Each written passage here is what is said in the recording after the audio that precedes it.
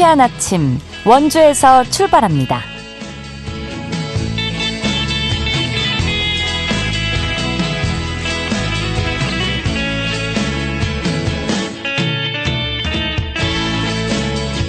여러분 안녕하십니까? 2월 21일 금요일 KBS 원주방송국에서 보내드리는 상쾌한 아침 원주에서 출발합니다. 저는 진행의 이은주입니다. 오늘도 하늘 맑은 가운데 추위가 이어지겠습니다. 절기상 우수가 지났지만 아침 최저기온 원주 영하 7도, 횡성 영월 평창은 영하 11도 안팎으로 출발하고 있는데요. 주말에도 기온 비슷하게 춥겠고요. 막바지 한파는 다음 주 중반부터 차차 누그러지겠습니다. 한편 영동 지역은 건조특보가 계속되고 있습니다. 동해안 부근으로 주말 나들이 계획 세우신 분들은 작은 불씨도 각별히 주의해 주시기 바랍니다. 오늘 준비한 소식입니다. 최근 독감과 백일해 등에 이어 증상이 비슷한 또 다른 감염병인 메타뉴모 바이러스가 유행 조짐을 보이고 있어 보건당국을 긴장케 하고 있는데요. 이 메타뉴모 바이러스 감염병이 무엇인지와 예방책에 대해서 알아보고요. 김혜경 작가의 개인전이 원주시 여성 커뮤니티 센터에서 개최됩니다. 리포터 코너에서 준비했습니다.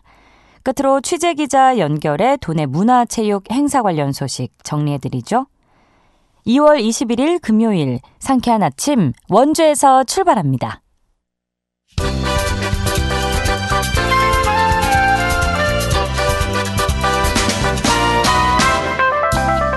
오늘의 뉴스입니다. 대전 교사의 초등생 살해 사건과 관련해 강원도 교육청이 학교 안에 CCTV와 비상벨을 추가 설치하는 등 안전 강화 대책을 추진합니다. 교육청은 돌봄 교실에 참여하는 학생들을 위해 귀가 안전 도우미를 배치하고 교원들의 심리 안정을 위해 마음 건강 지원 제도를 통한 병원 진단비와 치료비를 지원한다고 밝혔습니다. 또 교육부의 하늘이법 제정에 맞춰 현장 의견을 반영한 뒤 교원 휴직과 복직 제도를 재정비할 계획입니다. 원주시가 올해도 셋째아 이상 다자녀 가정에 양육비를 지원합니다. 8세 이상 15세 이하 셋째아 이상 다자녀와 함께 원주시에 거주하는 가정에는 분기별 1회 15만 원씩 연 최대 4회 지급하는데요. 오는 28일까지 주소지 읍면동 행정복지센터에 방문해서 접수할 수 있습니다. 한편 시는 다자녀 가정의 양육비 부담 완화를 위해 첫째아 30만 원, 둘째아 50만 원, 셋째아 이상 100만 원의 출생 축하금도 지급하고 있습니다. 영월군 공공산후조리원이 이르면 올 하반기에 운영을 시작합니다. 영월읍 가족센터 옆에 지하 1층, 지상 3층의 규모로 지어지는 공공산후조리원은 산모실과 영유아실, 간호사실, 수유실, 프로그램실 등 산모와 신생아를 위한 전문 시설을 갖출 예정입니다. 이용료는 일주일 기준 90만 원으로 최대 4주까지 이용할 수 있고 영월군민이 영월군 의료기관에서 출산하면 전액 무료로 다른 지역에서 출산했더라도 영월 거주기간에 따라 60에서 80%를 감면해 줍니다. 또 평창과 정선 주민도 30% 저렴하게 이용할 수 있습니다. 오늘의 뉴스였습니다.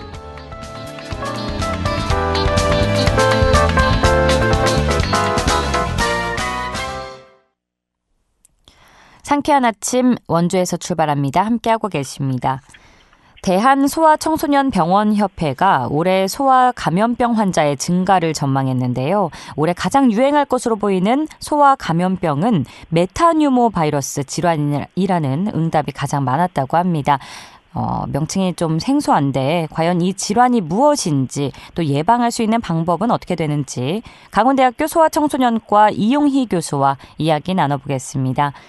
교수님 안녕하십니까? 예, 안녕하세요. 네, 먼저 사람 메타뉴모 바이러스가 어떤 감염병인지 설명 부탁드립니다. 네, 메타뉴모 바이러스는 호흡기 감염을 일으키는 바이러스의 한 종류고 주로 봄철에 유행하지만 해마다 유행 시기가 좀 다를 수 있습니다. 매년 일정 규모로 유행을 했었고요. 지금까지도. 올해는 겨울에 조금 소아가 아니라 작년 노년층에서 감염이 늘어서 이슈가 되고 있는 것 같습니다. 그렇군요. 특히 5세 이하 소아의 호흡기 감염 중에서 2에서 3%를 차지하는 걸로 알고 있고요. 지금 뭐 제2의 코로나 시대가 우려된다 이런 좀 이야기까지 나오는데 상황이 어떤지 살펴봐야 될 것 같아요. 그런데 사람 메타뉴모 바이러스가 이제 독감이나 일반 감기나 폐렴이랑 증상이 비슷하다고 들었는데 어떻게 구분을 할 수 있을까요? 네. 증상으로 바이러스 종류를 구분하기는 어렵고요. 네. 메타뉴어 바이러스는 독감 바이러스와 같이 이제 질병의 원인이 되는 바이러스를 의미하고, 뭐 감기나 폐렴은 사람한테 나타난 질병 양상을 의미합니다. 그래서 그 두 가지는 분리해 생각을 하셔야 정확하게 이해가 되실 것 같고요. 예를 들어서 메타뉴어 바이러스는 가볍게 기관지염으로 올 수도 있고, 심하게 보면 폐렴으로 올 수도 있습니다. 따라서 뭐 진단명이 메타뉴어 바이러스에 의한 폐렴, 메타뉴어 바이러스에 의한 기관지염 이런 식으로 진단이 되고요. 다만 메타뉴어 바이러스가 다른 호흡기 바이러스와 비교했을 때 폐렴이 그래도 상대적으로 흔한 편이라고 할 수 있고, 기침 가래 발열이 오래가고 심한 경우가 많습니다. 그러니까 메타뉴모 바이러스 자체는 이제 질병의 원인을 의미하는 거고, 우리가 알고 있는 감기나 폐렴은 질병 자체를 의미한다고 이해를 하면 될까요?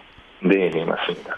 그러면은 사실 뭐 이제 다른 기저질환이 있거나 할 경우에는 폐렴이나 독감도 위험한 질병이지만 우리가 보통 그렇게 뭐 이게 사망에까지 이르는 경우가 많다라고 생각을 하고 있지는 않잖아요. 그런데 네. 이 사람 메타뉴모 바이러스는 위험을 초래할 수 있다고 들었는데 그 이유는 무엇 때문인가요?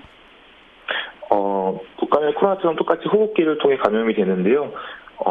그 다른 바이러스에 비해서 폐렴이나 모세기관지염 같이 깊은 하기도 감염을 좀 더 흔하게 일으킵니다. 그래서 이게 이제 심하게 감염을 일으키게 되면은 호흡곤란이나 탈수가 유발될 수가 있습니다. 이제 호흡곤란이나 탈수가 사람에 따라서 증상이 발현될 수 있기 때문에 좀 위험하게 생각을 해야 되는 거군요. 그러면 일단 뭐 일반 감기처럼 무엇보다도 위생 관리를 철저히 해야 될 것 같고요. 이외에 또 어떤 점을 유의해야 좀 사람 메타뉴모 바이러스를 예방할 수 있을까요? 메타뉴어 바이러스는 현재 뭐 백신이 있지는 않아서 따로 특이적으로 예방할 수 있는 방법은 없고요. 대신에 이제 감염되었을 때는 마스크 착용이나 손 씻기 같은 것이 잘 필요하고, 감염되지 않은 사람들도 코로나 유행 때처럼 그런 위생 관리가 가장 예방할 수 있는 도움되는 유일한 방법이겠습니다.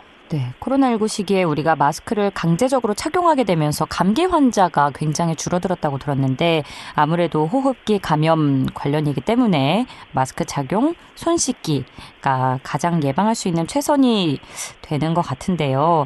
그럼 진단 방법이 일반 감기나 독감과 같은지 궁금하고요. 또 이제 백신이 없다고 하셨는데 그럼 치료 방법은 어떻게 되는지도 여쭙고 싶습니다.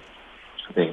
독감이나 이제 코로나 같은 경우에는 상대적으로 비용도 저렴하고 신속하게 이제 약 한 30분 정도면 진단할 수 있는 신속 항원 검사 개발이 돼서 널리 쓰이고 있고, 네. 외래에서도 많이 사용을 합니다. 메타뉴어 바이러스는 현재는 그런 진단 키트가 개발되어 있지는 않고요.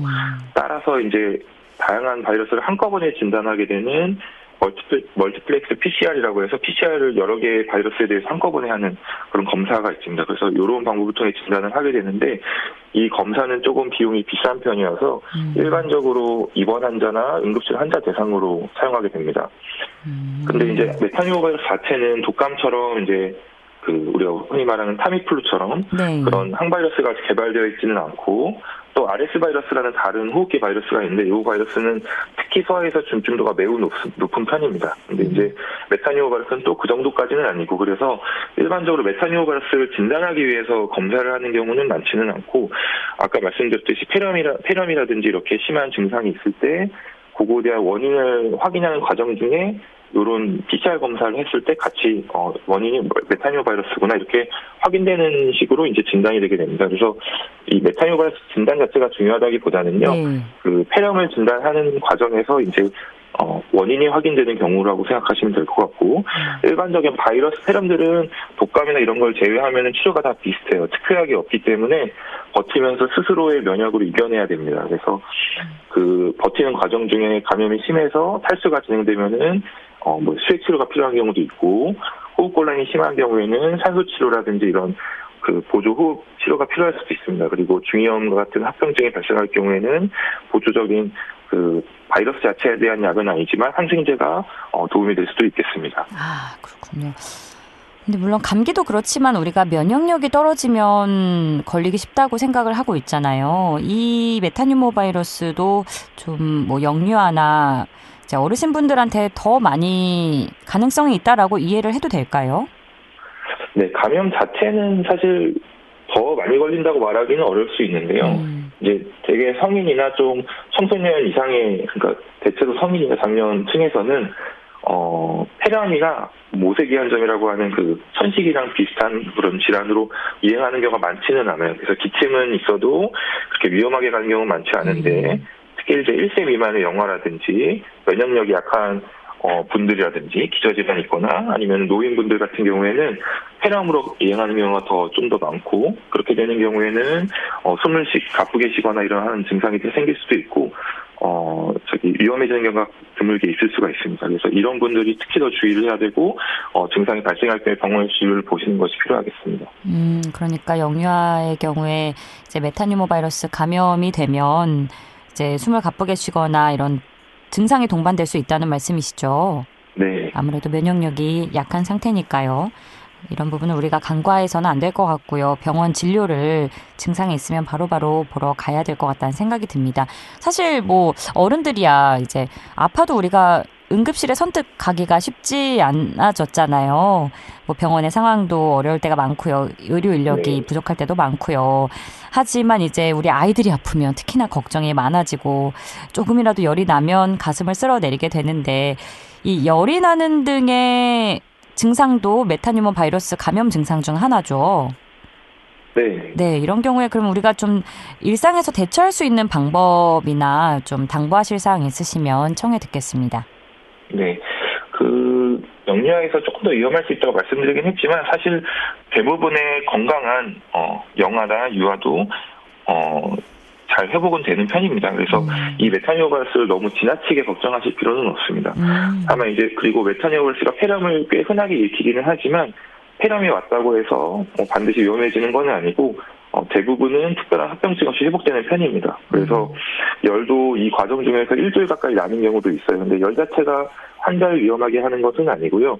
열이 나면서 식이가 안 되고 먹지를 못해서 탈수가 된다든지 아니면 폐렴 자체 때문에 호흡곤란이 심한 경우에는 위험해질 수가 있는 겁니다. 그래서 열 자체보다는 호흡곤란이라든지 탈수가 되면서 소변을 안 본다든지 이런 증상이 있을 때 좀 더 주의해서 급하게 응급실을 간다든지 하는 게 필요할 수가 있겠고요. 만약에 열이 나고 기침도 있긴 하지만 밥을 잘 먹고 이거 처지지 않고 놀 때는 또 잘 놀고 하면은 열 날 때 이제 아이를 편하게 하기 위해서 해열제를 먹는 거거든요. 그래서 편하게 아이를 유지시켜 주시면서 집에서 먹는 약을 먹으면서 봐도 잘 지나갈 수 있겠습니다. 그리고 특히나 그 폐렴이 심한 경우에는 가쁘게 숨을 쉬게 되는 증상이 나타날 수가 있는데요.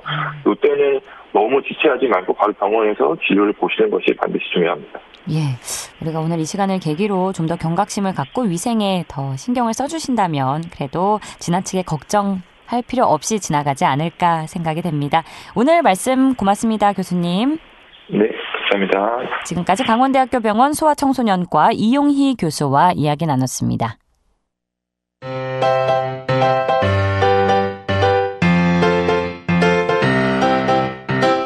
KBS 원주방송국이 유튜브 다시 듣기 서비스를 실시합니다. 매일 아침 강원 영서남부권의 뉴스와 정보를 전해드리는 상쾌한 아침 원주에서 출발합니다는 KBS 원주라디오 유튜브 채널을 통해 다시 들을 수 있습니다.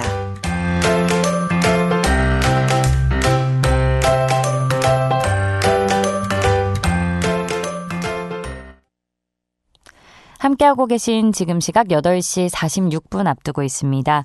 원주시 여성 커뮤니티 센터에서 2025 두 번째 공감 전시회를 개최했는데요. 김혜경 작가의 개인전이 펼쳐진 현장에 김소혜 리포터가 다녀왔습니다. 자세한 이야기 나눠보죠. 안녕하세요. 네, 안녕하세요. 네, 우선 김혜경 작가가 어떤 분인지 소개해 주시죠. 네, 김혜경 작가는 본래 직업이 파티셰인데요. 두 아이의 엄마로서 받은 영감, 또 여행하면서 겪은 경험들을 가끔씩 표출하고 싶은 욕구가 생겼다고 합니다. 네. 그래서 시간이나 장소에 구애받지 않고 작업할 수 있는 일러스트 직업에 관심이 생겼고 태블릿을 들고 다니면서 그때그때 느끼는 생각들을 그림으로 표현했다고 합니다. 이렇게 시간이 날 때마다 꾸준히 그림을 그리게 되면서 개인전까지 열게 됐다고 하는데요. 이번 개인전의 주제는 여행이라고 합니다. 예. 김혜경 작가의 첫 번째 캐릭터인 볼빵이와 함께하는 특별한 여행이 펼쳐지는데요. 총 3가지 주제로 구성돼 있습니다. 먼저 볼빵이가 자신만의 모험을 떠나 여행하며 다양한 문화들을 경험하고 그 속에서 얻은 소중한 이야기를 전하는 볼빵이의 세계 여행기, 그리고 한 해의 12달 동안 볼빵이가 겪은 4계절의 변화를 담은 볼빵이의 12달 여행기, 마지막으론 작가가 걸어온 인생의 발자취를 느낄 수 있는 김혜경 작가의 인생 여행기, 이렇게 3가지 테마로 구성되어 있는데요. 네. 전시와 관련된 더 자세한 이야기 김혜경 작가에게 들어봤습니다.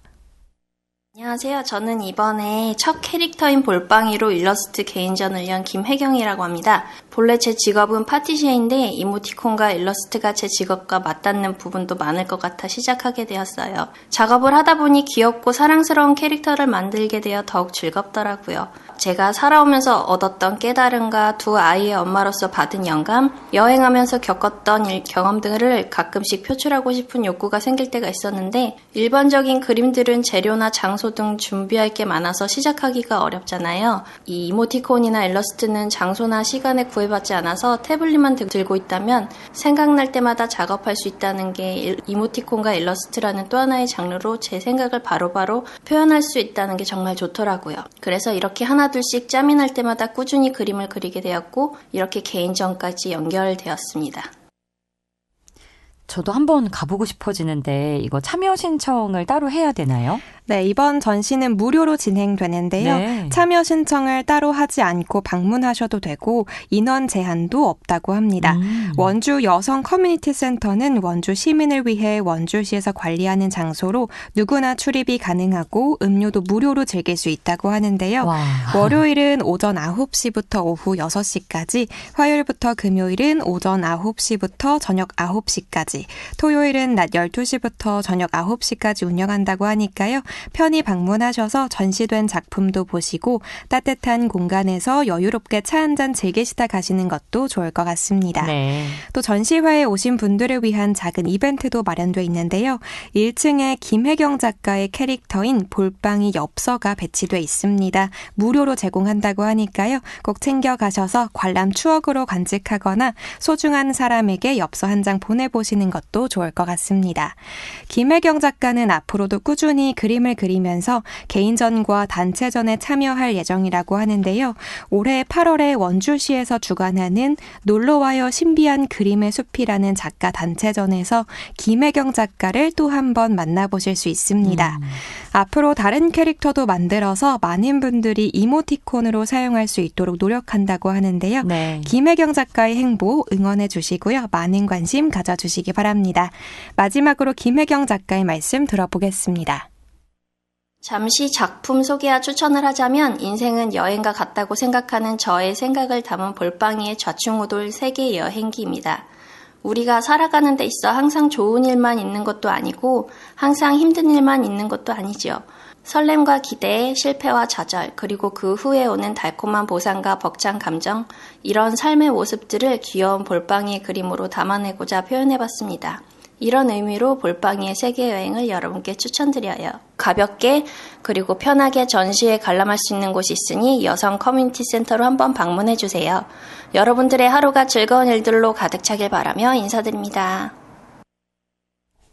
네, 오는 28일까지 열리는 김혜경 작가의 개인전 관람하시면서 따뜻한 시간 보내시기 바랍니다. 오늘 소식 고맙습니다. 김소혜 리포터였습니다. 네, 감사합니다.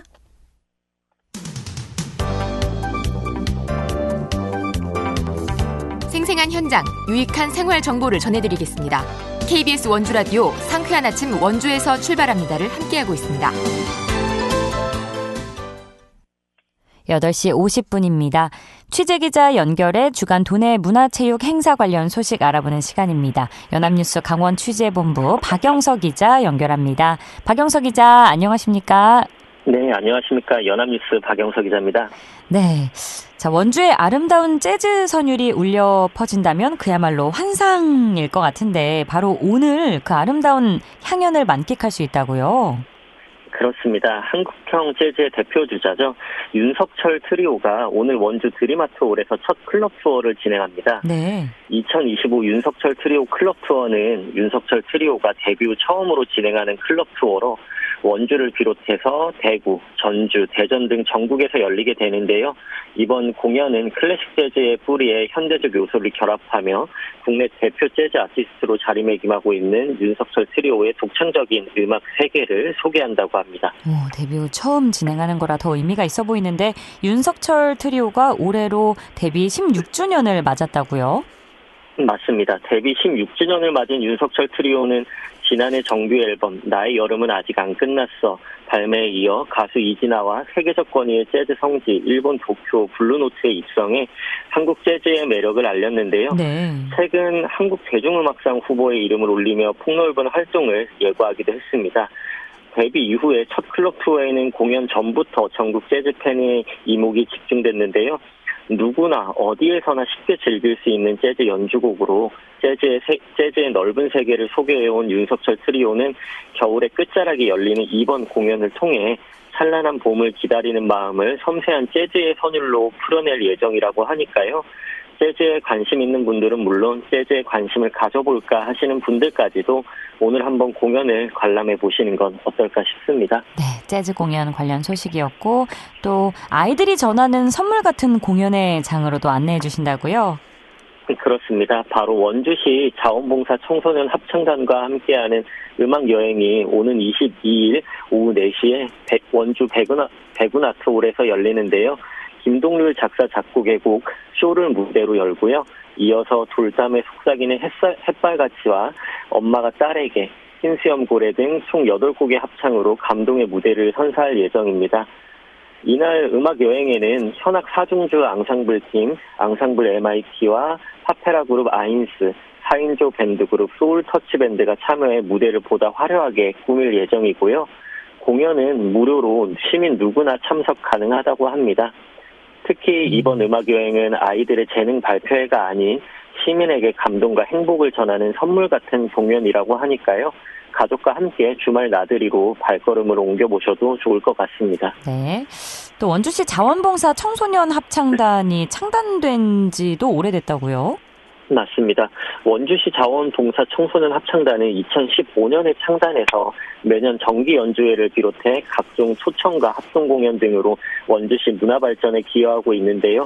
원주 다이내믹 댄싱 카니발을 비롯해 강원 동계 청소년 올림픽, 서울 궁중문화축전, 정선 아리랑제와 서울 웰컴 대학로 페스티벌에서 초청 공연을 이어왔고요.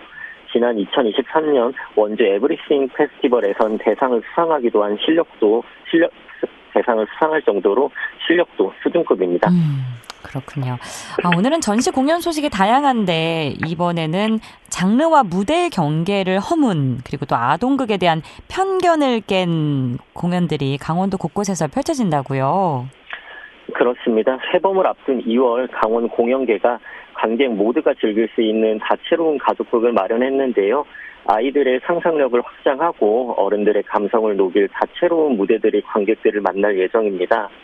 우선 오는 23일까지 춘천 소극장 여우에서 꿈동이 인형극단의 창작 인형극 둥근 달 아래 경주하는 토끼와 거북이가 펼쳐지는데요. 네. 어린 시절 누구나 한 번쯤 들었을 토끼와 거북이 설화 아시죠? 알죠. 네, 인형극은 토끼는 왜 달리기 경기 중 잠이 들었을까라는 물음을 시작으로 상상력의 세계를 펼치는데요. 네. 화자인 자매의 따뜻하고 엉뚱한 상상력으로 풀어내는 작품은 경쟁을 부추기는 세상과 우리가 잊고 있던 우정과 사랑의 의미를 되새길 수 있는 기회를 줄 예정입니다. 그리고 22일에는 강릉 아트센터 소공연장에서 클래식 뮤지컬 이원복의 먼 나라 이웃나라 영국 여행이 무대에 오르는데요. 동명의 역사 도서를 뮤지컬로 재해석한 이번 작품은 넓은 세상으로 나아갈 아이들에게 세계 역사와 문화를 음악으로 느끼게 해줄 예정이고요. 배우 오승준, 도하영의 연기와 소프라노 심규현, 바리톤 조영준의 음색이 어우러진 무대로 관객들을 클래식부터 뮤지컬, 팝에 이르는 음악의 고장 영국으로 초대합니다. 그리고 같은 날 삼청문화예술회관에서는 가족극 빨간 모자와 늑대가 막을 올리는데요. 할머니를 잡아먹은 늑대에게서 친구들을 지켜내기 위한 소녀의 여정은 고전 빨간 모자의 줄거리에 아동극의 상상력을 더한 작품인데요. 동물들의 말이 들리는 주인공 소녀와 함께 떠나는 모험은 고전의 정통성에 무궁무진한 상상력을 더한 창작극의 세계로 관객들을 이끌 예정입니다. 네, 오늘 알찬 공연 소식 고맙습니다. 네, 감사합니다. 지금까지 연합뉴스 강원 취재본부 박영서 기자였고요. 2월 21일 금요일에 전해드린 순서 여기까지입니다. KBS 원주방송국은 표준 FM 97.1MHz로 여러분과 함께하고 있습니다. 저는 다음 주 월요일 아침 8시 30분에 다시 찾아뵙죠. 진행의 이은주였습니다. 여러분 좋은 하루, 즐거운 주말 보내세요.